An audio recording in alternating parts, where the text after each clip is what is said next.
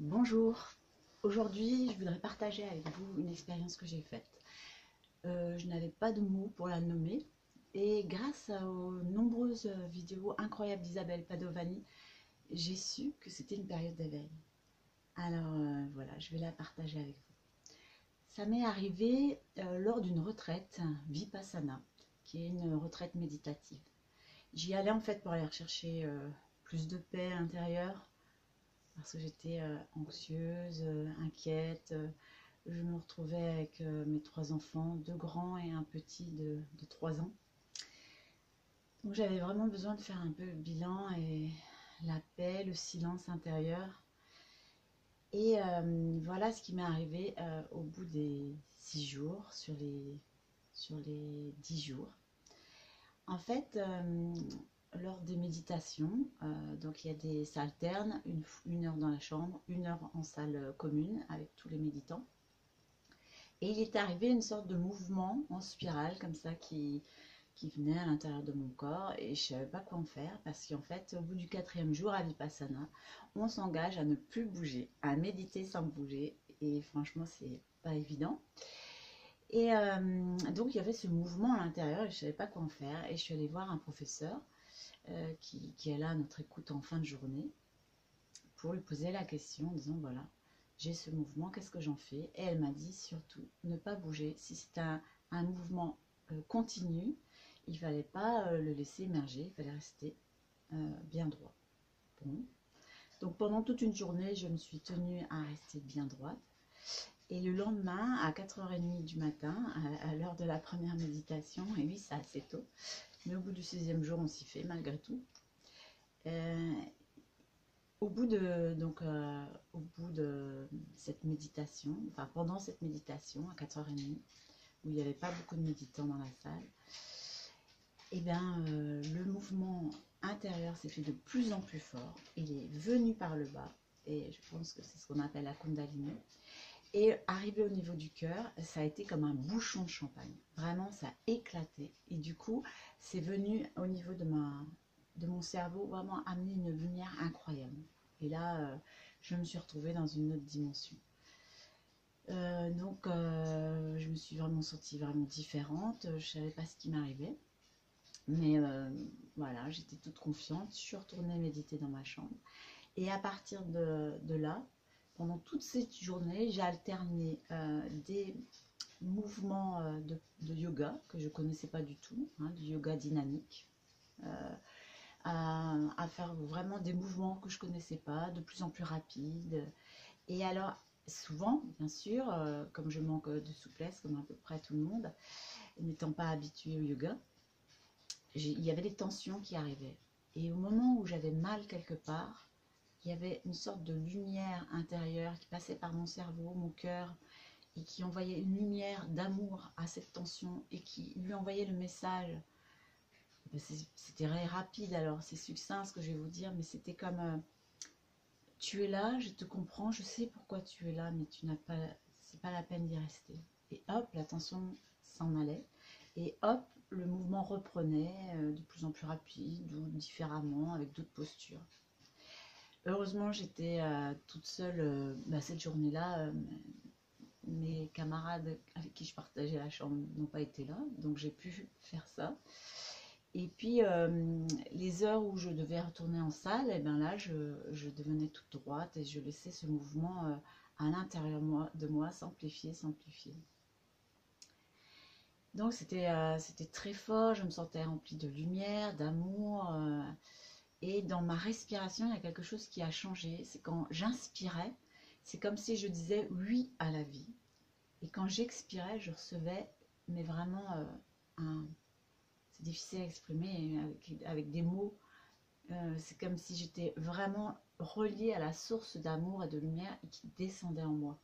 Et plus j'inspirais, plus je disais oui, et plus je recevais d'amour.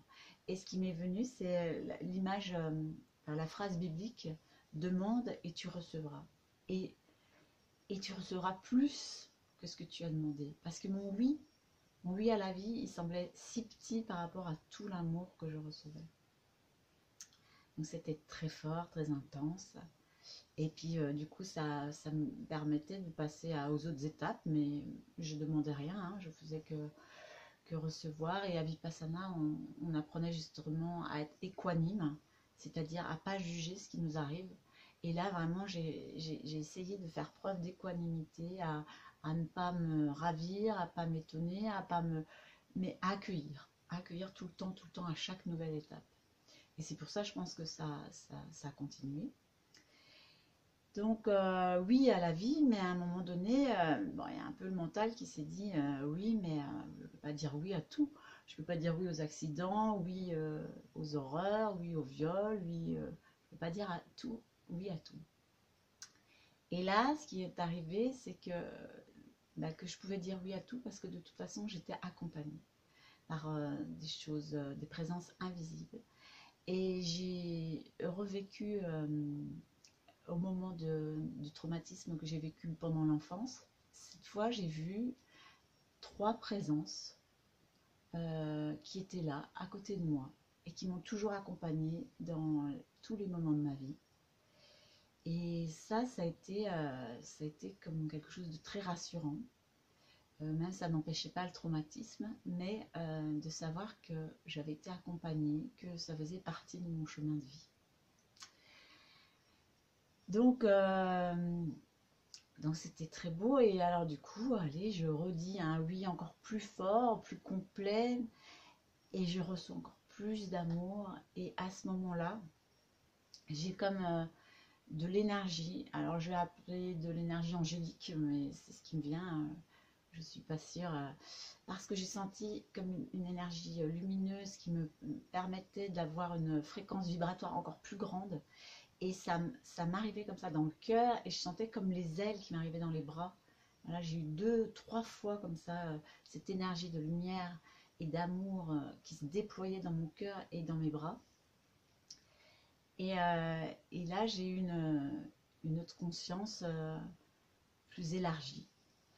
Un message, je me suis vue mourir d'une manière très violente, euh, de torture, sans souffrir, hein, bien sûr, et causée par des hommes.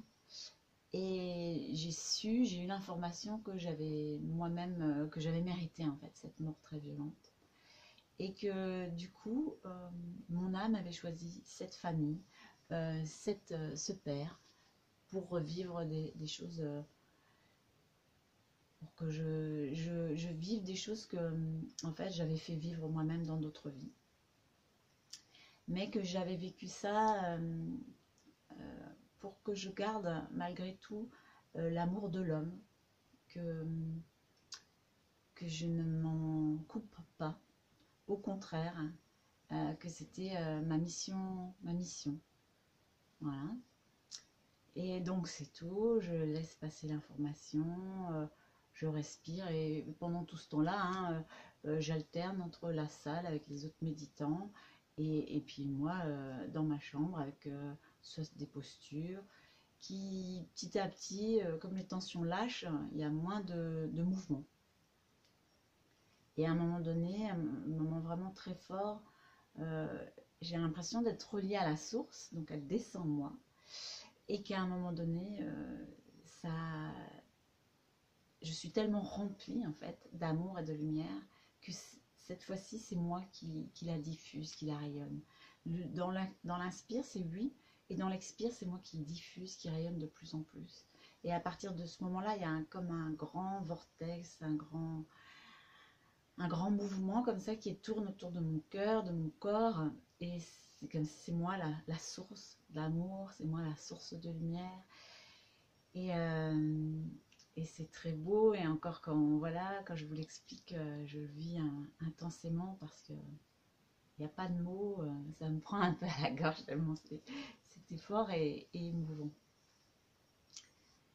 Ça a duré jusqu'à la soirée de cette journée. Et puis, au dernier moment de méditation en salle, tout d'un coup, il y a mon mental qui m'a dit: mais qu'est-ce que tu fais? On t'avait appris à Vipassana de ne pas bouger, et toi, tu te retrouves dans ta chambre toute seule à bouger, à faire des postures. mais peut-être que tu fais n'importe quoi. Dans les enseignements, on t'a dit de pas faire ci, de pas faire ça. Et là, tout d'un coup, là, il y a le mental qui arrive et qui bloque tout et qui me fait redescendre. À la fois qui me fait redescendre, mais pas, qui me fait couper, enfin, cette belle expérience d'amour. Mais en tout cas, mes cellules euh, s'en rappellent encore, l'ont mémorisé. J'ai un ami d'ailleurs, qui m'a dit de toute façon, Hélène, pour moi, quand je te vois, il y a un avant et un après Vipassana.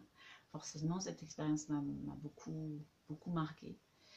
Et après, du jour suivant, je me suis dit, mais non, mais moi, je reste là, alors que j'avais ma vie, mes enfants. Je reste en retraite méditative s'il le faut, quoi. Je reste dans un couvent, je vais prier, méditer pour me relier toujours à la source d'amour. Et là, nettement, j'ai eu une voix, alors mon guide, mon âme, je sais pas. C'était clair, c'était non, c'est pas ta mission d'être enfermé, cloîtré. C'est que cette source d'amour, tu as à la vivre, à la partager et en couple.